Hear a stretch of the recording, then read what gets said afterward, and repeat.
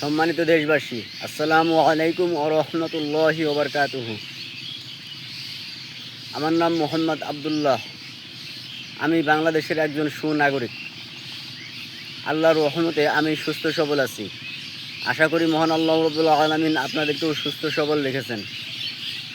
সম্মানিত ভাই এবং বোনেরা, আল্লাহ বলেছেন তিনি যাকে ইচ্ছা রাজত্ব দান করেন, যার কাছ থেকে ইচ্ছা রাজত্ব ছিনিয়ে নেন। আমি চাই আল্লাহ তাআলা যেন আমাকে রাজত্ব দান করেন। আপনারা আমার জন্য দোয়া করবেন যেন আগামী নির্বাচনে আমি বাংলাদেশের প্রধানমন্ত্রী হতে পারি। আমি একটা দল গঠন করতে চাই এবং নির্বাচনে দাঁড়াতে চাই। আমার ইচ্ছা আছে এই দেশকে আমি দারিদ্র্যমুক্ত করব, অনেক শক্তিশালী করব, দেশের চিকিৎসা ব্যবস্থা উন্নত করব, শিক্ষা ব্যবস্থা উন্নত করব, দেশকে অনেক শক্তিশালী করব। যদি আমি প্রধানমন্ত্রী হই তাহলেই আমি আপনাদের এবং দেশের উন্নয়নে কাজ করতে পারবো, আপনাদের কল্যাণে কাজ করতে পারবো।